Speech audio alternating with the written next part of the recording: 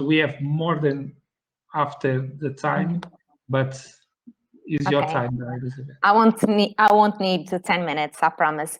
So my name is Elizabeth. As you said, I'm from Portugal. First of all, thanks a lot for the invitation, and thanks to everybody here. It has been very enlightening, all of these different perspectives. So I hope we can continue that in a more long-term project, hopefully. So basically, I work within ecosystem management, circular economy, and sustainability. Never can say the word. So basically, at the moment, working with Make Sense in Paris, mainly we are supporting different industries regarding a little bit about what Amanda is doing is like just going into the public sector and trying to make them aware not only of their social responsibilities, but also what type of policies they can implement in order to achieve that and show them the benefits, because it's not only about just saying them, okay, you're doing something for the planet, for the next generation. They will probably just, as Pato said, think about what about this generation? I need to produce this and that because I need to feed my family, for instance. So we try to make this awareness and this balance between. So having said that, well, I have here a little sentence that I usually use. Global challenges requires global cooperation, and I think that's what we're doing here today, is mainly exchanging a little bit of what are the policies that has been applied in different countries, and that's very important because then we can learn a little bit from each other and to bring that into our own countries, and as a way to make this more a reality in terms of what are we waiting and hopefully for the next generations to come. So in terms of Portugal, I did a little bit of a research just to understand mainly what we have been doing so far. And as many countries here represented, we also signed the Paris Agreement. So this COVID-19 actually made us or helped us to achieve a little bit more than we expected to achieve this year. So the increase of gases in the atmosphere were lower than the 23% that we expected to. So let me contextualize this. So mainly from the lockdown that we had on March 2020, 2 months in the process, gas emission was about 10%. If we compare that to last year it was about 50%. So this was a huge decrease. But unfortunately, we have to carry on with our lives. So the emission has gone again around 40% now. So in terms of what Portugal or Portuguese government has been doing so far. Well, for instance, I'll give you like a few examples in terms of public transports.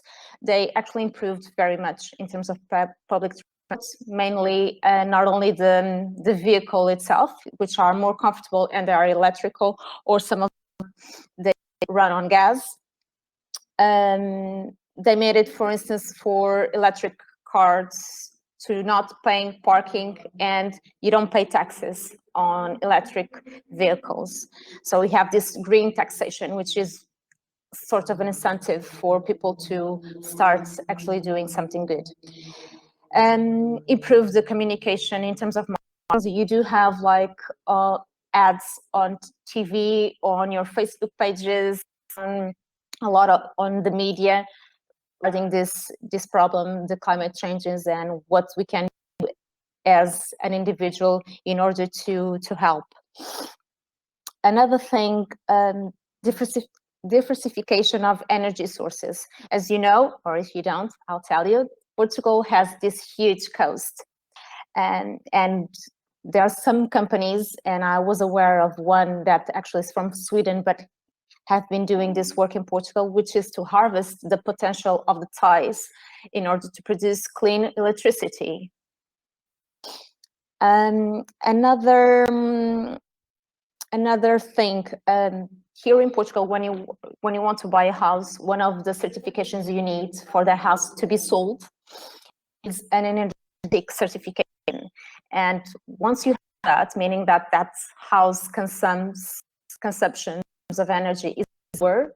So you have different classes. You have A, B, C, D, which it's the best. The higher you have, or yes, the higher is your energetic certification.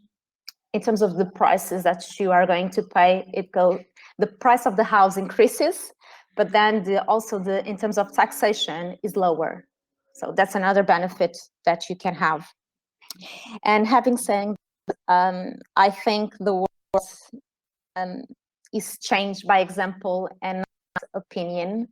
So I do think that in terms of the mindset, and as Pato said, it's about communication as well, and it's about the citizens and the engagement of everybody. I really loved one thing that Amanda, not only one thing, I loved all the presentation, but if I had to stress one particular point, in terms of how you guys made it something more global. So you have, I even wrote it down because I thought it was great. The fact that you were able to involve not only the state, but health organizations, cultural institutions, universities, cities, faith groups. So you just mainly on this macro system, you picked microsystems of like different institutions and combined them. And it's important for that to happen so people can have a voice. And Pato mentioned as well to have an attention in terms of the cultural background for people. If we think that, and she was very straightforward on that, if you think, like, for instance, I can have a conversation with me in a different way concerning climate changes, but if you are going to speak with a child, for instance, or you're going to speak with an old person, you can't use the same language because they probably won't understand, or they probably won't even care. Well, I have to work, I have to pay my bills, like, leave me alone. Like, I don't know, I won't be here in 50, 20, 30, like 100 years. So it's more about this responsibility that you have to think, okay, you won't be here, but probably your grandkids will. So won't you like them to have an existence? And I finish with that. Thanks. Thank you, Elizabeth. Thank you.